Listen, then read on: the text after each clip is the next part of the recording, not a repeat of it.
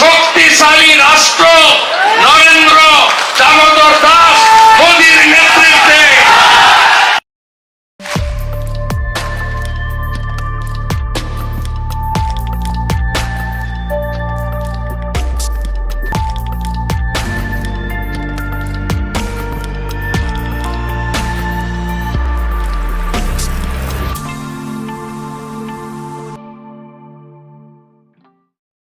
মির্জা ফখরুল কইছে না পশ্চিমা শক্তি বিএনপি ক্ষমতা দেখতে চায়, মনে আছে না? আবার শোনেন। বিএনপিকে দেখতে চায় এখন আন্তর্জাতিক বিশ্ব এবং বাংলাদেশের মানুষ।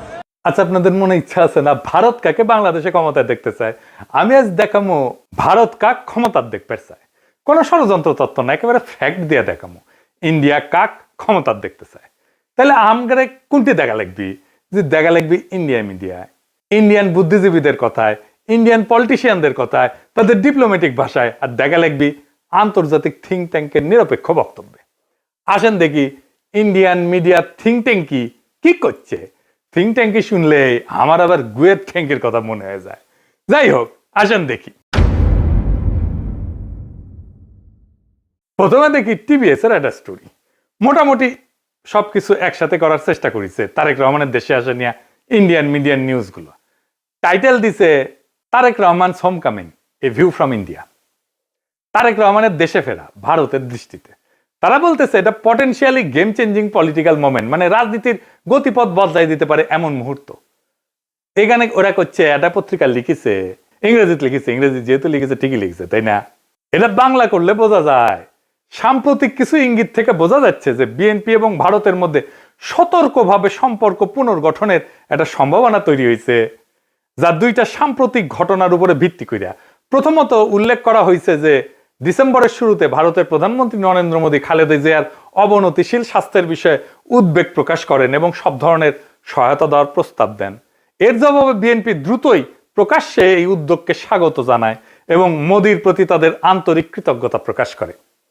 পর্যবেক্ষকদের মতে এই বিনিময়কে দুই পক্ষের সম্পর্ক উষ্ণ হওয়ার একটা ছোট হইলেও তাৎপর্যপূর্ণ সংকেত হিসাবে দেখা হচ্ছে।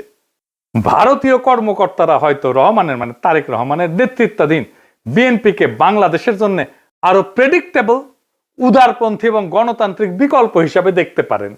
এইবার আমরা সুবীর ভৌমিকের বক্তব্যটা দেখে আসি। হ্যাঁ, ভারত বাংলাদেশে কোন সরকার চাইবে? খুব সোজা উত্তর আমি তোমায় দিয়ে দিচ্ছি। Awami League is not in election, next best option is BNP, obviously not Jamaat. তারা অলরেডি 50 লাখ লোক নিয়ে জেহার টেয়াদের হুমকি দিচ্ছে। ফলে জামাত অবভিয়াসলি ইন্ডিয়া চাইবে না। অত অনেক কথা, ডিপ্লোম্যাটিক কথা বলে তো লাভ। কানেকশনটা হচ্ছে 71। আমরা একসাথে, আমার সৈন্য এবং মুক্তিযোদ্ধারা রক্ত ঝরিয়েছে, সেই সুবাদে Awami League. This is the historical fact. তো এই জায়গাতে হঠাৎ করে আজকে অন্য কিছু ডাইনামিক্স চলে আসবে, এটা তো আশা করাটাও ভুল। কিন্তু যে গভর্নমেন্ট আসবে তার সাথে ইন্ডিয়াকে তো ডিল করতে হবে। দেখেছেন? এবার আরেকটা স্টোরি দেখি। ঢাকার রাজনীতি শেখ হাসিনার বাইরে সরে যাওয়ায় ভারত হাত বাড়াচ্ছে বাংলাদেশ জাতীয়তাবাদী দলের দিকে। এখানে বলা হয়েছে মোদী যে খালেদা জিয়ার স্বাস্থ্যের খোঁজ নিচ্ছে, সেটা হইতেছে সিগন্যাল যে বিএনপির সাথে এনগেজ হইতেছে ইন্ডিয়া হাই লেভেলে। বুঝে চাও? ডেকান হেরাল্ডে কয়া হইতেছে বাংলাদেশে শেখ হাসিনার বিকল্প হিসেবে তারেক রহমানের বিএনপির দিকে ঝোঁকের ইঙ্গিত দিচ্ছে ভারত। তো এই যে সম্পর্ক, এটা অনেক আগে থেকে শুরু হয়েছিল। এইটা ইন্ডিয়ান ফরেন মিনিস্ট্রির ব্রিফিং এ একটা প্রশ্ন ওঠে। একজন জার্নালিস্ট এটা প্রশ্ন করে। এইটা প্রথম আলো রিপোর্টেই আসছে। এটা বলতেছে, একজন সাংবাদিক প্রশ্ন করেন 2018 সাল থেকে ভারত লন্ডনে অবস্থানরত বিএনপির নেতৃত্বের সঙ্গে যোগাযোগে ছিল এমন প্রতিবেদন বিষয়ে, পাশাপাশি বিএনপির কোন নেতা বাংলাদেশে ফেরার আগে ভারতের ক্লিয়ারেন্স নিয়ে কি কোনো আলোচনা হয়েছিল কিনা এ বিষয়ে প্রশ্ন করে। বিএনপির প্রিয় প্রথম আলোতেই এটা আছে। এটা এমনকি ইন্ডিয়ার ফরেন মিনিস্ট্রির ওয়েবসাইটও আছে এই আলাপটা। আর এটা রিপোর্ট করেছে ইকোনমিক টাইমস।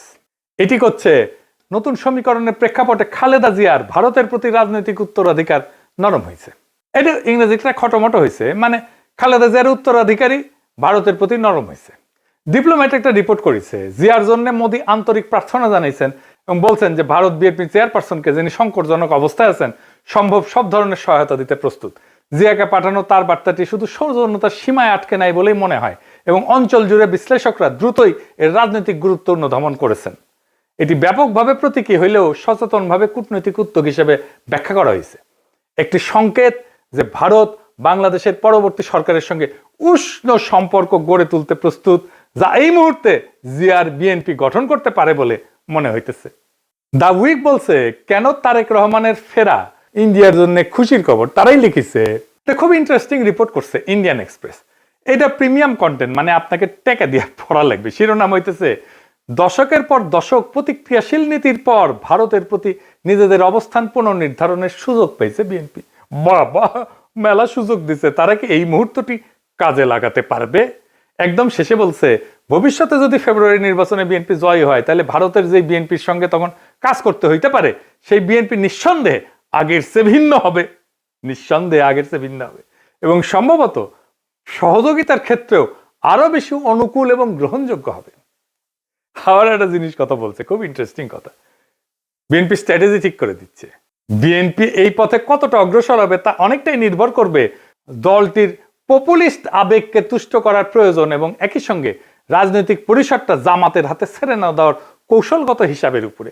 বিশেষত গত এক দশকের বেশি সময় ধরে রাজপথের শক্তির উপরে নির্ভর করার অভিজ্ঞতার পর একই সঙ্গে বিএনপিকে সবসময় সচেতন থাকতে হবে আওয়ামী লীগের ক্ষমতায় ফেরার পথ তৈরির প্রচেষ্টা সম্পর্কে। শেষ পর্যন্ত ইতিহাস বলে দেয়, যদি বিএনপি 15 বছর ধরে প্রায় গোপন অবস্থায় থেকে নেতৃত্বের একটা বড় অংশ নির্বাসনে বা গৃহবন্দী থাকা সত্ত্বেও আবার জাতীয় রাজনীতির কেন্দ্রমঞ্চে ফিরে আসতে পারে, তবে আওয়ামী লীগও ঠিক তেমনটাই করতে সক্ষম। মানে বলে দিতেছে, মনে রেখো, আওয়ামী লীগ আবার ফিরে আসতে পারে। বাংলাদেশের রাজনীতিতে আওয়ামী লীগকে সমঝেছিল। এইবার দেখি ইন্ডিয়ানদের বিদেশি পোর্টালে কি বলছে বিএনপি নিয়ে। ইউরেশিয়া বলতেছে, ইংরেজি যেহেতু কয়েছে ঠিকই গেছে, তাই না? ভারত এবং বিএনপি উভয় উগ্র ইসলামপন্থী জামাত ইসলামীকে দূরে রাখার বিষয়ে আগ্রহী। এর লক্ষ্য হইল ভারত বাংলাদেশের সাথে ক্ষতিগ্রস্ত সম্পর্ক পুনর্গঠন করা এবং নিষিদ্ধ আওয়ামী লীগের রাজনৈতিক বৈধতা পুনঃপ্রতিষ্ঠার জন্য একটা সুযোগ সৃষ্টি করা। বুঝতে চাও? মানে আওয়ামী লীগকে আবার ফিরে আনার সুযোগ সৃষ্টি করার জন্য বিএনপির সাথে কাজ করবে ইন্ডিয়া। এবার দিকে আন্তর্জাতিক সংস্থার রিপোর্ট, ইন্টারন্যাশনাল ক্রাইসিস গ্রুপ। এটা একটা স্বাধীন অলাভজনক প্রতিষ্ঠান, আন্তর্জাতিক সংস্থা বলে বলা হয় আর কি। এটা নিরাপত্তা বিশ্লেষণ করে, রাজনৈতিক অস্থিতিশীলতা নিয়ে রিপোর্ট ছাপে, বিশ্বজুড়ে সংঘাত এটা নিয়ে রিপোর্ট ছাপে। তারা গবেষণাও করে, মাঠ পর্যায়ের তথ্য, কূটনৈতিক নেটওয়ার্ক, বিভিন্ন দেশের রাজনৈতিক পরিস্থিতি নিয়ে রিপোর্ট প্রকাশ করে। এবং এই ইন্টারন্যাশনাল ক্রাইসিস গ্রুপ ভারতের উপর নিয়মিত রিপোর্ট প্রকাশ করে, বিশেষ করে কাশ্মীর, দক্ষিণ এশিয়ার নিরাপত্তা, ভারত পাকিস্তান সম্পর্ক, মানবাধিকার এবং আভ্যন্তরীণ রাজনৈতিক উত্তেজনা নিয়ে। এরা লিখিচ্ছে, এটিও মনে হয় যে বাংলাদেশের রাজনৈতিক শক্তিগুলোর মধ্যে এই দলটি ভারতীয় স্বার্থ এবং উদ্বেগকে সম্মান জানাতে সবচেয়ে বেশি আগ্রহী ও গ্রহণযোগ্য অবস্থানে রয়েছে। অতীতে দলটিকে প্রায় ভারত বিরোধী হিসেবে দেখা হইলেও সাম্প্রতিক সময়ে তারা নিজেদের অবস্থান সংযত করার উদ্যোগ নিছে, জামাতে ইসলামের সঙ্গে দূরত্ব সৃষ্টি করছে এবং আওয়ামী লীগ যে ধর্মনিরপেক্ষ রাজনৈতিক পরিসরটি আগে দখলে রেখেছিল তার একটি অংশ দখলের দিকে অগ্রসর হয়েছে। বুঝছাও? আচ্ছা, এইবার আসেন বাংলাদেশের ভিতরে ইন্ডিয়ান ইন্টারেস্ট কি বলে সেটা দেখি। বাংলাদেশে কারা ভারতের স্বার্থ রক্ষাকারী? বাংলাদেশের দুইটা পত্রিকা মূলত ভারতের স্বার্থ রক্ষাকারী, বন্দের আলো আর দিল্লি স্টার। এরা এখন তো বিএনপির ক্ষমতা আসার কথা বলতেছে, বিএনপির গুণগান এমন ভাবে গাইতেছে যে মনে হইতেছে এটার মালিক এখন বিএনপি। এরা যাকে ক্ষমতায় দেখতে চাইবে, মনে রাখবেন ইন্ডিয়া তাদের ক্ষমতায় দেখতে চাইতেছে। আপনারা দেখবেন প্রথম আলো, দিল্লি স্টার ক্রমাগত বিএনপির নেতাদের, বুদ্ধিজীবীদের লেখা ছাপতেছে। আপনি দেখতে থাকবেন, এরপরে শুরু হবে যারা এতদিন আওয়ামী লীগের পক্ষে লিখতো, সোহরাব হোসেন, টোহরাব হোসেন ইত্যাদি। মিজানুর রহমান তো মারা গেছে, সে থাকলে আর সেও লেখা শুরু করতো। তারা প্রথম আলোতে বিএনপির পক্ষে লিখতো। তাই প্রথম আলো, ডেইলি স্টার ভারতের রাজনৈতিক অবস্থানের এটা লিটমাস টেস্ট। জানেন তো লিটমাস টেস্ট এটা কেমিস্ট্রির কথা, ক্ষার আর অম্ল চেনে আর কি, এটা কাগজ দিয়া। তাহলে এখন মনে হইতেছে প্রথম আলো, দিল্লি স্টার বাংলাদেশে থাকাই উচিত। এত সহজে ইন্ডিয়ার অন্দর মহলের খবর আমরা কিভাবে পাবো? ওদের কাছ থেকে যেটা পাবো সেটাই বুঝে নেবো এটা ইন্ডিয়ান খবর। আপনি দেখেন 2025 নিয়ে একটা ছবি আঁকছে প্রথম আলো।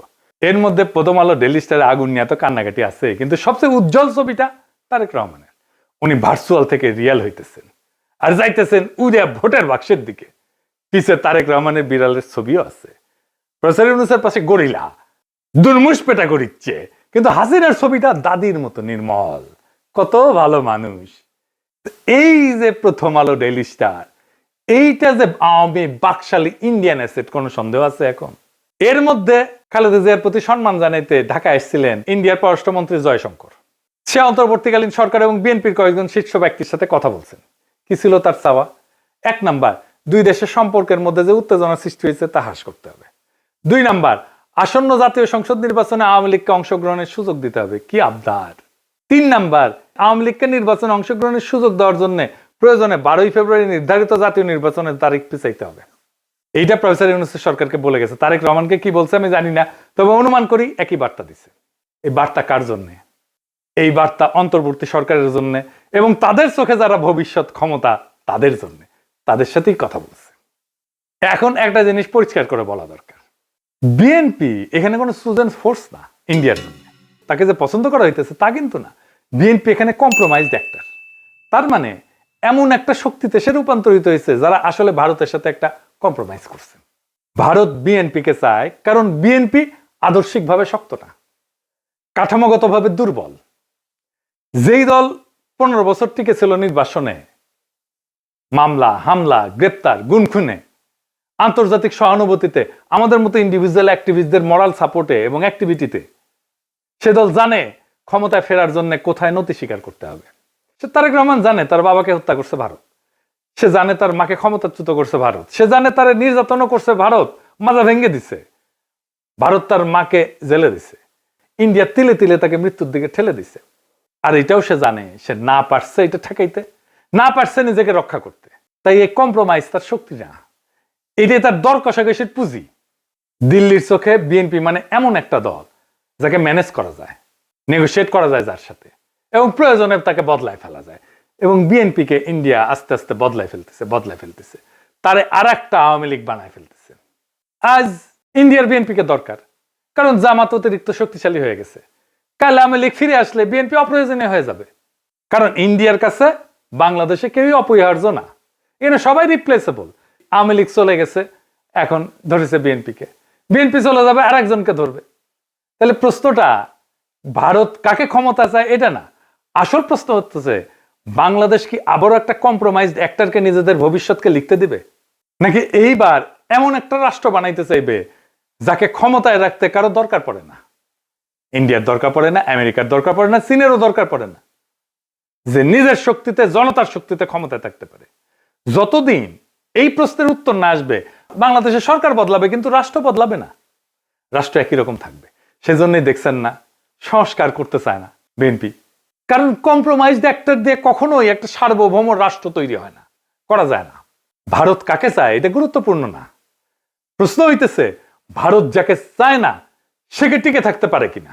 আমাদের এমন রাষ্ট্র করতে হবে, আমাদের এমন নেতা বাইছে নিতে হবে ইন্ডিয়া যাকে চায় না কিন্তু সে টিকে থাকতে পারে। ইতিহাস একটাই জিনিস দেখাইছে, দিল্লি যাকে ম্যানেজ করতে পারে সে সরকার দেশ চালায় না, সে শুধু সময় পার করে, সে শুধু সম্পদ পাচার করে, সে জনগণকে কেয়ারও করে না, জনগণের ভোটেরও দরকার পড়ে না। আজ দিল্লি যদি বিএনপির দিকে তাকায় তাহলে সেটা ভালোবাসা না, সেটা দিল্লির প্রয়োজনই। কাল প্রয়োজন বদলাইলে ইন্ডিয়ান ন্যারেটিভ বদলাবে, ইন্ডিয়ার পার্টনার বদলাবে, ইন্ডিয়ার ভালোবাসাও বদলাবে, মানুষ বদলাবে না। তাই আজকে সিদ্ধান্ত বিএনপির না, আওয়ামী লীগের না, ইন্ডিয়ার না, আজকে সিদ্ধান্ত বাংলাদেশের। আপনি কি এমন একটা রাষ্ট্র চান যে এইখানে সরকার ঢাকায় কিন্তু সেই সরকারের সার্ভাইভাল দিল্লিতে, নাকি এমন একটা রাষ্ট্র চান যাতে টিকায় রাখতে কারো প্রয়োজন পড়ে না সাহায্যের? এই প্রশ্নের উত্তর না পাওয়া পর্যন্ত বাংলাদেশে কোনো পরিবর্তন হবে না, শুধু ম্যানেজমেন্ট বদলাবে। আগামী নির্বাচন এই ম্যানেজমেন্ট বদলানোর নির্বাচন না, এটা আসল পরিবর্তনের নির্বাচন, ইন্ডিয়ার বলয় থেকে বাইর হওয়ার নির্বাচন। সেই নির্বাচনে বিজয়ের লক্ষ্যে আগান। আমাদের বর্ষা বিপ্লবের অসমাপ্ত কর্তব্য সম্পাদন করতে হবে এবং আমরা এমন কাউকে ক্ষমতায় বসাবো না যাদেরকে ইন্ডিয়া পছন্দ করে, যাদেরকে প্রথম আলো পছন্দ করে, যাদেরকে দিল্লি স্টার পছন্দ করে। আমরা এমন কাউকে ক্ষমতায় আসবো যারা প্রথম আলো, দিল্লি স্টার, ইন্ডিয়া সবার চোখে চোখ রেখে বাংলাদেশের মানুষের সাথে লড়াই করতে পারবে। ইনকিলাব জিন্দাবাদ।